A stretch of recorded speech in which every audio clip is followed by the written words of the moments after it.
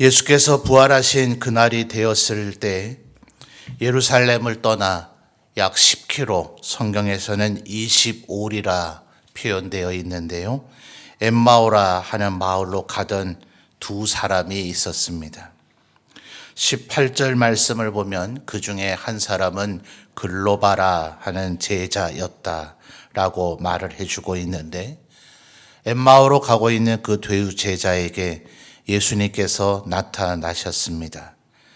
그리고 그 두 사람에게 너희들이 길을 가면서 서로 주고받은 이야기가 뭐냐 이렇게 물었을 때에 그 길은 예루살렘에서 엠마오로 가는 유일한 길이었기 때문에 방향을 엠마오로 향하고 있는지라 그도 예루살렘에서 출발해서 왔을 것이니 지난 며칠 사이에 예루살렘에 있었던 그 슬픈 일을 당신은 알지 못하느냐라고 물었습니다.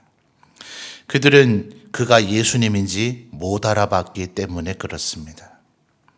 17절 말씀을 보면 그 두 사람이 슬픈 빛을 띠었다라고 되어 있는 것을 보니 그들의 몸과 마음, 그들의 눈까지도 슬픔이 사로잡아 예수님조차 못 알아보는 지경에 이르게 한 것으로 보여집니다.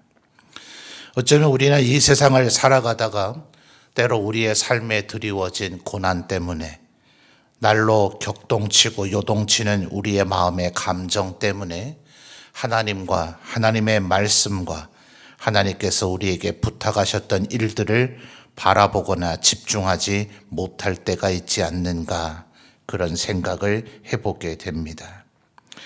예수님께서는 계속해서 전혀 아무 일도 모르시는 것처럼 도대체 무슨 일이 일어났단 말이냐라고 물을 때에 바로 말과 일에 능하신 선지자셨던 예수님, 바로 나사렛 예수를 대제사장과 관리들이 십자가에 못 박아 죽였고 그 일이 일어난 지 벌써 3일이 되었다라는 이야기였습니다.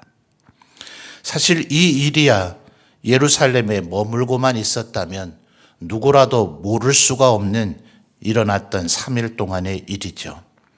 22절에서 24절까지의 얘기를 보면 더 놀라운 것은 이미 새벽에 예수님의 무덤을 갔다가 천사들을 통해서 예수님께서 살아나셨다는 이야기를 들은 여인들의 이야기도 이 두 사람은 알고 있었다는 겁니다. 또 그 여인들의 이야기를 듣고 베드로와 요한, 24절에는 우리와 함께한 자 중에 두어 사람이 무덤에 가봤다라고만 이 둘은 설명했지만 우리는 다른 복음서를 통해서 그것이 베드로와 요한인 줄을 알고 있습니다. 그들이 예수께서 누이셨던 무덤을 가보았지만 그 무덤은 비어 있었고 그러나 예수님은 보지 못했다더라 라는 것이 이 두 사람이 알고 있는 내용이었습니다. 참으로 어처구니가 없지 않습니까?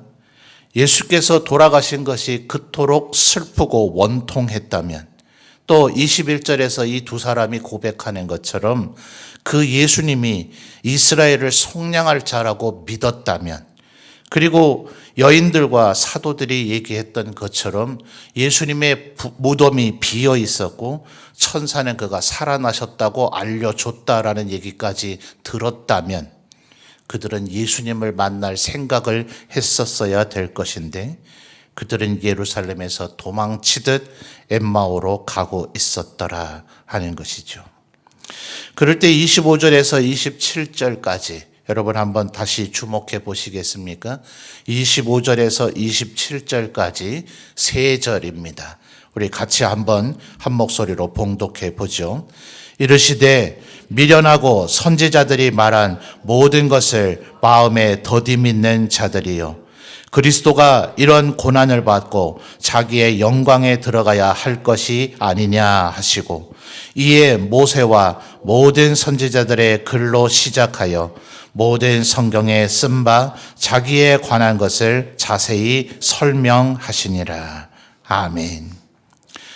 25절에서 예수님께서 다소 책망하신 것처럼 미련하고 선지자들이 말한 모든 것을 마음에 더디 믿었던 이 엠마오로 도망쳐가던 두 제자에게 예수님께서는 모세와 모든 선지자의 글, 구약 성경, 예수님이 오실 것이라는 수많은 예언들이 기록되어 있는 구약 성경을 가지고 바로 자신이 그토록 너희들이 기다렸던 그리스도요 메시아며 그리고 죽음 가운데서 다시 부활하여 우리의 모든 죄를 씻으시고 우리에게 영원한 생명을 주실 유일한 구주이심을 그들에게 설명해 주었습니다.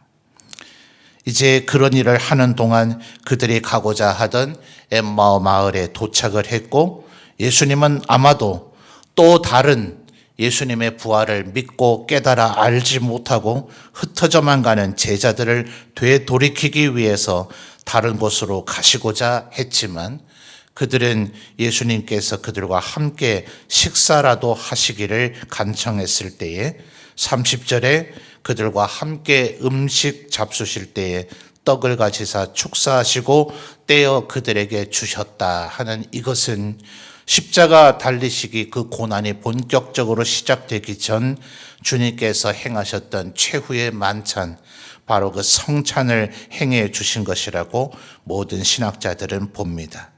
그 성찬을 다시금 받을 때 31절에 그들의 눈이 밝아져서 그들과 길에서 동행하고 지금 떡을 떼어 주시고 또 모세와 모든 선지자의 글로 예수님이 누구신지를 설명해 주셨던 그 이가 바로 말씀이요 예수시며 메시아요 그리스도 바로 그분이셨다는 것을 깨달은 그 순간 예수님은 또 다른 곳으로 가시고 그들의 눈에 보이지 아니하셨을 그때에 오늘 우리가 봉독했던 말씀을 둘이 서로 이야기하였는데 길에서 우리에게 말씀하여 주시고 또 미련하고 어리석은 자들이라 책망하시며 성경을 풀어 주실 때에 우리의 마음이 뜨겁지 아니하더냐 라고 서로 고백하며 간증했더라 하는 것입니다.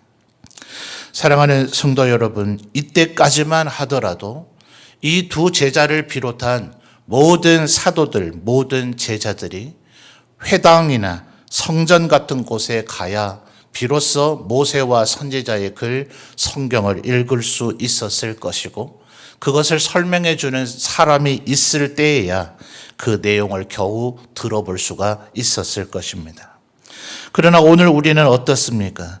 우리의 모든 손마다 모세와 모든 선지자의 글이 있을 뿐만 아니라 그 글들이 무슨 의미인지를 기록해 준 새로운 언약, 신약, 이제는 오신 예수님 그리고 재림으로 다시 오실 그분을 우리가 어떻게 기다려야 되는지를 기록된 신약 성경까지를 우리들이 가지고 있습니다. 이 말씀을 우리들이 다시금 읽고 듣고 묵상하고 할 때에 하나님께서 성령님을 이미 우리에게 보내어 주셨으니 주님 말씀하여 주시기를 보혜사 성령이 너희에게 오면 내가 너희에게 가르쳤던 모든 것을 생각나게 하고 깨닫게 하리라 하셨으니 오늘 우리가 말씀을 펴서 들고 읽을 때마다 예수님께서 이 두 제자에게 설명해 주셨을 때처럼 우리의 마음이 뜨겁게 되어질 줄 믿습니다.